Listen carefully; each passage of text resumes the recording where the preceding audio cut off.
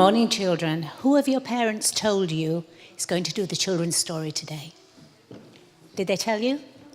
Oh, I'm glad they didn't, because I'm not a fireman. I've got a red dress on, but I'm not from Red Watch.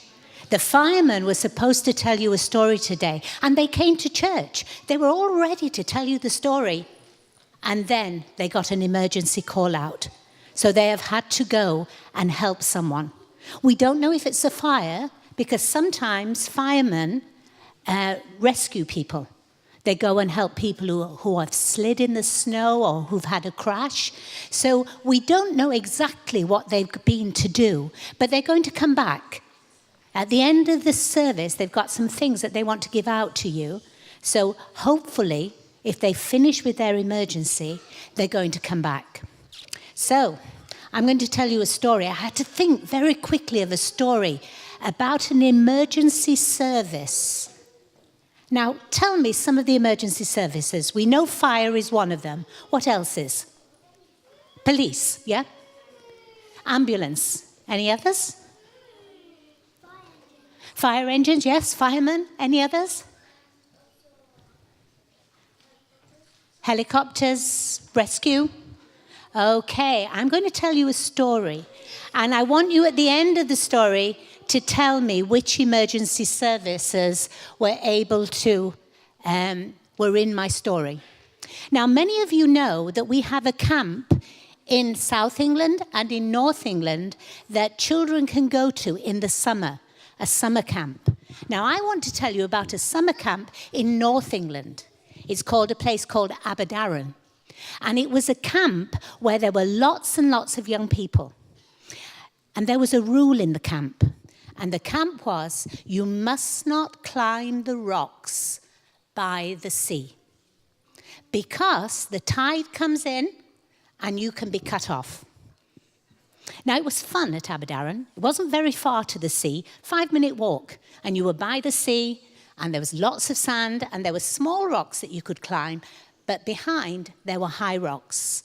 And the young people were told, you must not climb the rocks because you don't know when the tides will change and when the sea will come in. Now, there were 2 boys at this camp. There was Stephen and there was John. Now, Stephen and John didn't like to be told what to do. I wonder if some of you are like that. If someone said, don't do it, they wanted to do it. And they were good at rock climbing. They were quite strong, and they could climb up the rocks. And one day they were walking along the sand, and they looked at the rocks, and they looked at the sea, and they thought, wow, that sea is a long way out. We could get up those rocks and be at the top of the rocks before the sea came in.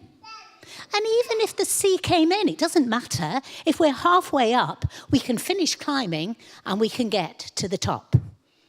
But John said, you know, they said that the tide come in and it can be dangerous. Oh, come on, we can get up there before that tide comes in. So they started climbing. And they started to climb up the rocks. And the tide started to come in. And Stephen looked down and he thought, okay, we're halfway up now. It doesn't matter. We can get to the top even if we can't get down. But as they started climbing, John turned round and looked down. And something happened to John. He froze. Now, what does that mean?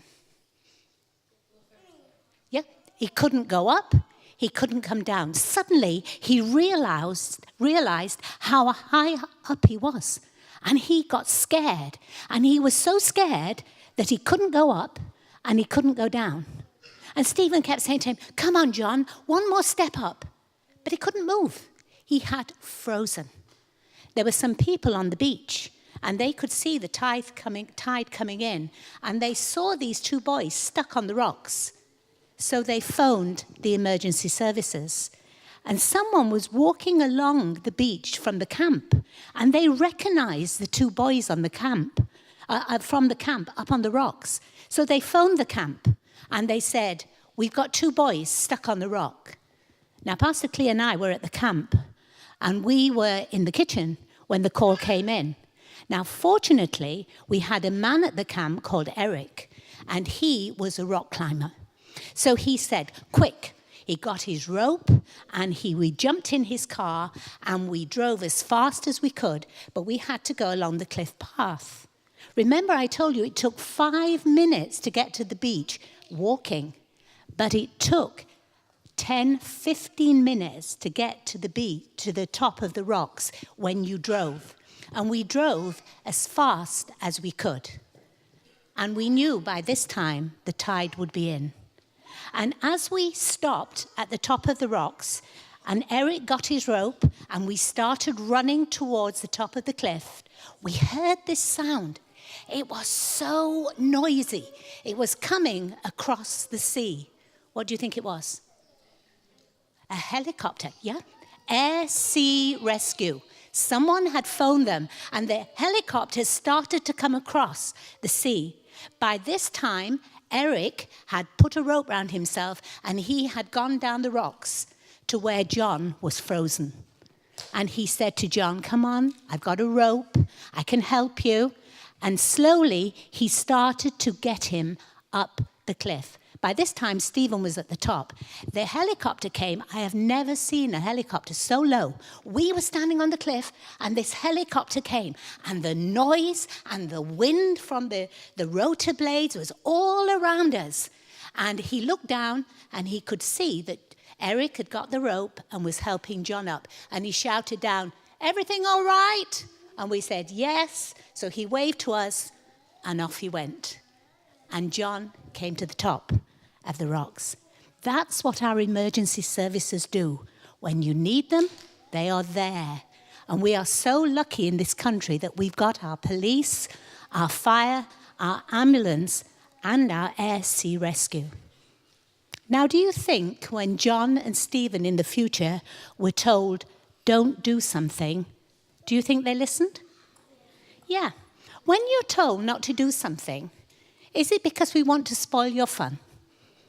Do you think that's what grown-ups like to do, is spoil children's fun? No. Then why do we say no? Because it's not nice when someone says no. We don't like it when people say no. But why do grown-ups say no? For your safety. They want to keep you safe. And God has given us people to look after us so that we can be safe. So remember, next time a grown-up says no to you, listen to them because they want you to be safe. Thank you for listening, children. Go back to your places.